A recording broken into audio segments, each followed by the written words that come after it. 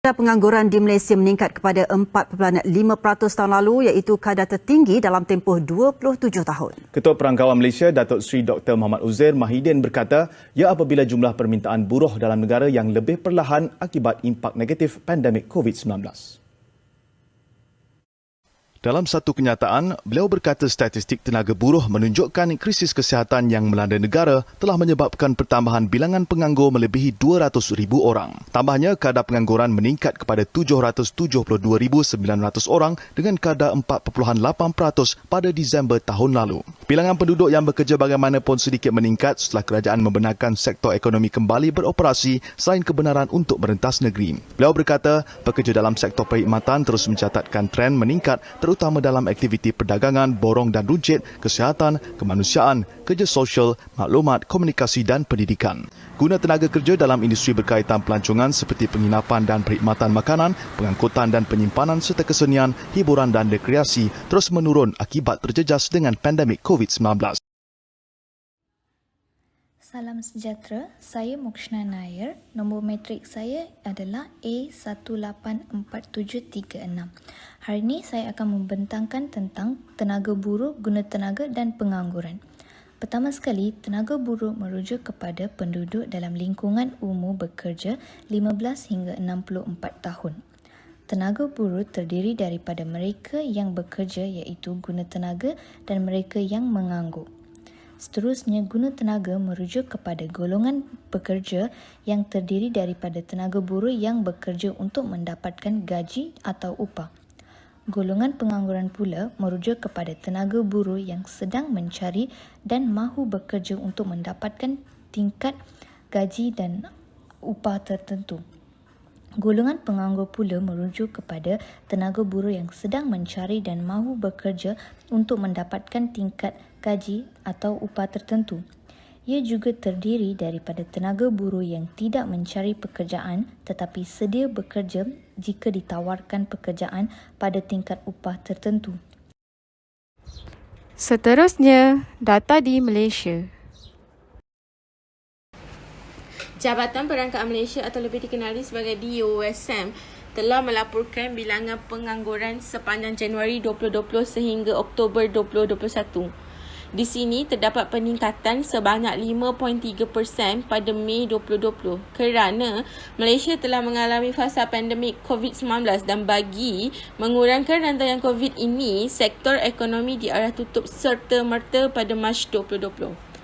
Tetapi pada tahun 2021, kita dapat melihat pengangguran mula menurun kepada kadar terendah sejak Mei 2020 dengan merekodkan 4.3% pada Oktober 2021. Di sini dilampirkan carta pengangguran di Malaysia sewaktu Januari 2020 sehingga November 2021. Di mana kita dapat melihat pada bulan Mac 2020 mula meningkat pengangguran sehingga Mei 2020, tetapi selepas 3 bulan daripada Perintah Kawalan Pergerakan, Malaysia mula membuka beberapa sektor penting bagi memberi laluan untuk ekonomi Malaysia dipulihkan semula. Jadi, kita dapat lihat di mana sepanjang Julai 2020, pengangguran di Malaysia menurun sedikit dan graf mula menunjukkan mendata sehingga 2021. Jadi, pada November 2021, penurunan yang mendadak daripada 826,000 penganggur berkurang kepada 694,000. Jadi, peluang pekerjaan harus dibuka sepenuhnya bagi membantu kadar pengangguran di Malaysia menurun sedikit demi sedikit. Bilangan tenaga buruh pada Oktober 2021 meningkat sebanyak 0.4% bulan ke bulan kepada 16.26 juta orang. Pada bulan September 2021 hanya seramai 16.19 juta orang. Dengan kadar penyertaan tenaga buruh terus meningkat sebanyak 0.2% kepada 68.8%. Pada September 2021 hanya 68.6%. Bagi kumpulan tidak aktif, bilangan luar tenaga buruh telah berkurang sebanyak 0.6% kepada 7.36 juta orang daripada 7.41 juta orang pada September 2021. Komposisi terbesar luar tenaga buruh adalah disebabkan oleh bersekolah atau latihan yang merangkumi 42.6% dan diikuti dengan kategori kerja rumah atau tanggungjawab keluarga dengan peratus sumbangan sebanyak 40.7%.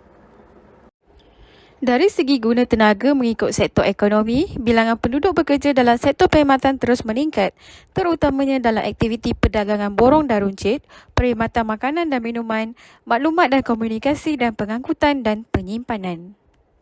Begitu juga, guna tenaga dalam sektor pembuatan dan pembinaan kekal positif untuk bulan ketiga, manakala sektor pertanian dan pelombongan dan pengkuarian masih dalam trend penurunan.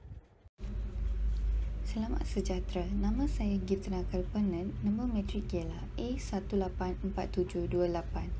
Hari ini saya akan membentangkan tentang tenaga buruh, guna tenaga dan pengangguran sebelum COVID-19.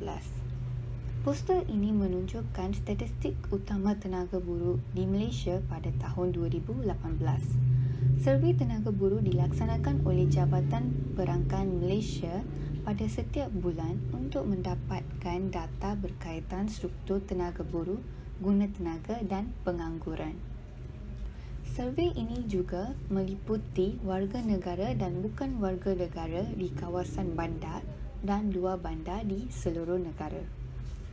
Mengikuti survey kadar tenaga buruh di Malaysia meningkat 2% iaitu hampir 15.3 juta orang pada 2018 berbanding 15 juta orang pada 2017. Peningkatan tenaga buruh ini disumbangkan oleh penduduk yang bekerja. Kadar pengangguran pada 2018 bertambah baik kepada 3.3% berbanding 3.4% pada 2017. Ini menunjukkan bahawa ekonomi negara masih dapat dikekalkan dalam keadaan guna tenaga penuh, iaitu kadar pengangguran di bawah 4%. Poster ini menunjukkan bahawa kadar tenaga buruh guna tenaga pengangguran pada tahun 2018 meningkat berbanding dengan 2017.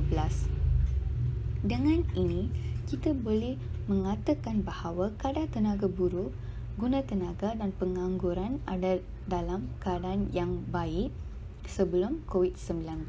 Itu sahaja daripada saya. Sekian, terima kasih. Salam sejahtera, nama saya Maithili Ana Perempuan Morgan. Nombor matrik saya A184734. Saya akan membentangkan tentang tenaga buruh, guna tenaga dan pengangguran selepas COVID-19. Pertamanya, krisis kesihatan memberi impak yang besar kepada tenaga buruh dan guna tenaga disebabkan impak yang negatif pandemik COVID-19. Semasa krisis kesihatan, kadar pengangguran bulanan adalah dalam lingkungan 3.9% hingga 5.3% merekodkan pertambahan melebihi 200,000 orang penganggur. Seterusnya, sepanjang tahun 2020 yang mengakibatkan kehilangan pekerjaan dan pengurangan jam bekerja serta sumber pendapatan berikutan pandemik COVID-19. Selain itu, kadar pengangguran tahunan menurun apabila sumber ekonomi dibenarkan beroperasi semula.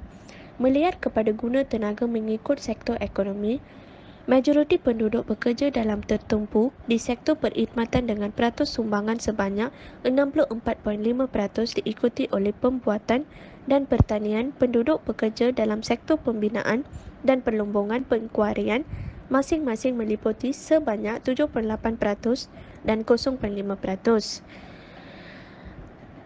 Terima kasih. Kesimpulannya ialah impak dari wabak COVID-19 telah memberi kesan yang mendalam terhadap kerjaya seseorang. Tuntasnya sepanjang wabak COVID-19 ini, individu, pekerja, pelajar mahupun institusi keluarga perlu mengoptimumkan penggunaan masa yang ada di sepanjang tempoh PKP dengan sebaik mungkin.